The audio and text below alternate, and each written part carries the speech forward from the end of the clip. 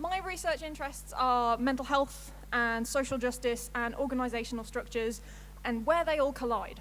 And currently I'm doing a project with a colleague, Jean Hine, who's in the CCJ, Community and Criminal Justice Division, about mental health training. So how can we support professionals in delivering mental health care?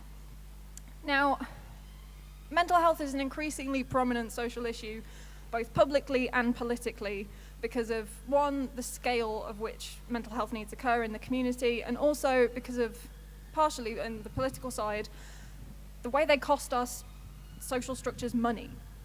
So people with schizophrenia and bipolar disorder on average die 20 years younger than the general population due to physical health problems. So our healthcare service is having to provide more healthcare to those people at a greater cost.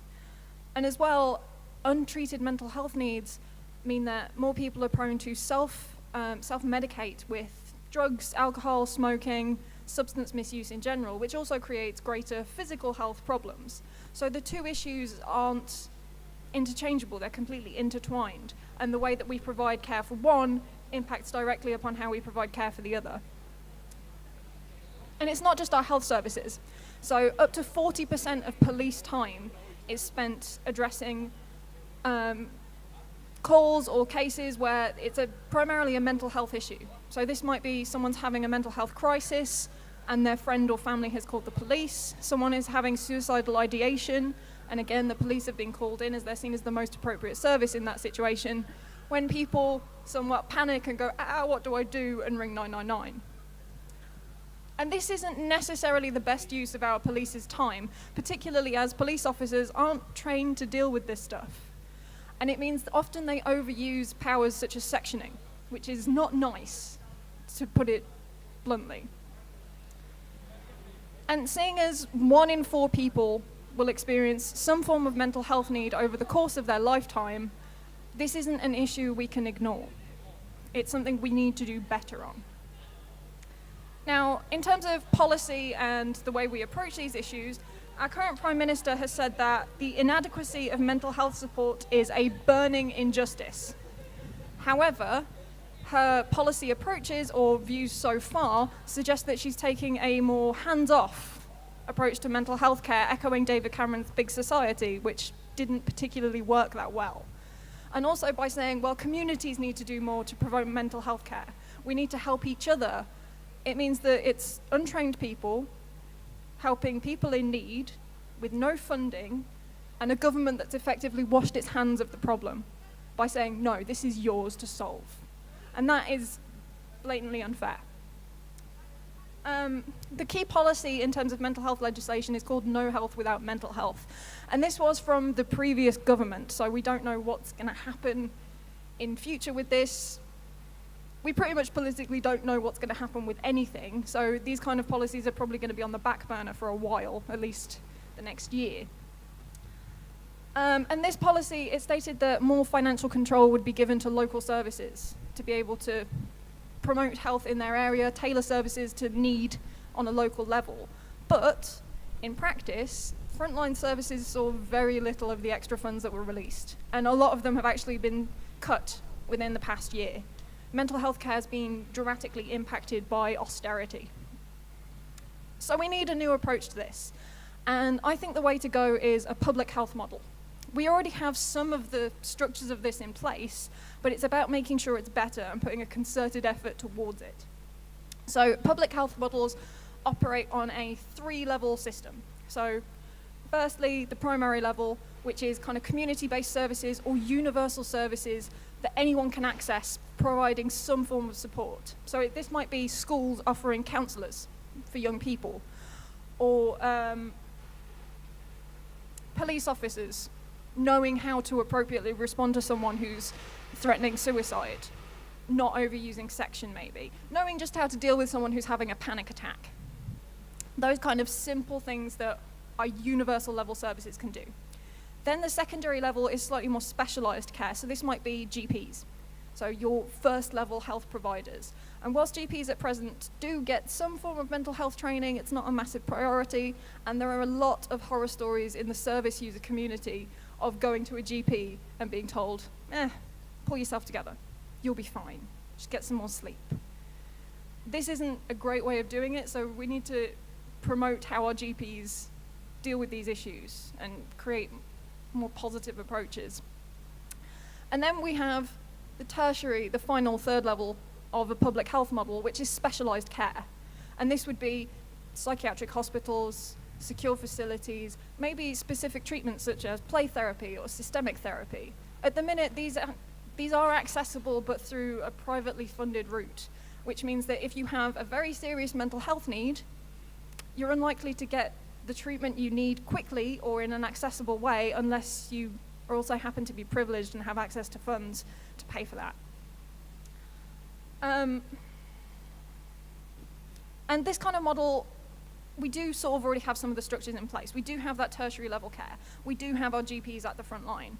But because of the way we've approached it historically, it means that our tertiary level services are generally getting sent everything to do with mental health issues. And they're swamped. They can't address all of these things. At the minute, a lot of services have waiting lists that are up to a year long, which is far too long. If you're in need, if you're in pain, you wouldn't let someone sit on a broken leg for that amount of time. So why are we letting them sit on neurochemical imbalances, emotional pain, all those kind of things? But we need to ease up the pressure on those tertiary and secondary level services. And the way of doing this is by instituting better community level care or primary level care. Now this wouldn't, as I just said, wash the government's hands of responsibility. It's making sure that all those services are appropriately funded, structured, organized, and are able to provide care where it's necessary to the people who need it the most. And so by building up our community level services, by funding them appropriately, we can support people before they reach crisis, when their needs are still at a lower level, when they still feel it'll allow people to be more comfortable to say, I need some help with this, where can I turn to? And one of the ways of doing this is mental health training. And this isn't just for mental health professionals. So the secretary who sits in the reception of social services, she will meet people or he will meet people on a daily basis who have mental health needs. I've heard stories from receptionists or people who are on the front door of these places where they've said someone's walked in and slashed their wrists in front of them. They don't know how to deal with that.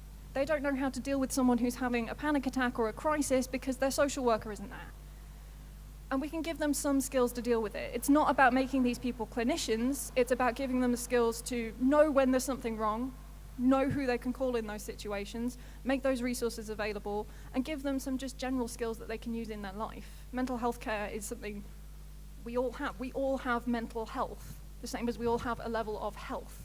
So making sure that we can look after ourselves, our colleagues, our friends, our family, the people we meet in the course of our profession, it's always useful.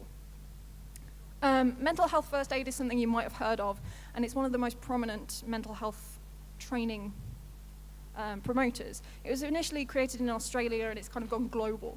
And I'm working on a piece of research that's evaluating this in the county council at the minute. And some of the things we found that through teaching people just basic information about what is depression, what might psychosis look like, who can you call in those situations, a lot of the people on these courses have said they really just wanted the reassurance that they were doing the right thing. Have I said the right thing to this person? Have I sent them to the right place?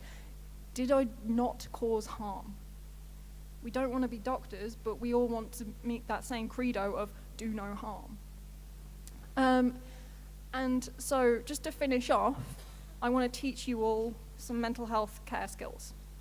Okay, so if someone is having a panic attack, because anxiety is one of the two most common mental health needs within the population, something you might encounter a lot, particularly as we've just passed exams period. Some people you know might be quite stressed and in need of some support. If someone is having a panic attack, things might be hyperventilating. And one of the key things is to steady their breathing. Panic attacks generally don't last more than 10 minutes because you will pass out if it goes on beyond that. So one thing you can do, can I have a volunteer? You just have to come and stand here and watch me do this. Thank you very much. Okay, so what's your name? Kaj.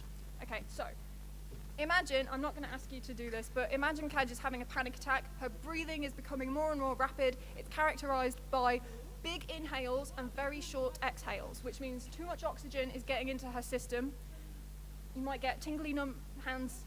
You might feel like you're having a heart attack because of shooting pains or massive chest throbbing because your heart rate's elevated. What you can do is, I'm going to say, hi, I'm Jess. Can you just watch my hand? Follow my hand with your eyes. You do this, and then you gradually get slower.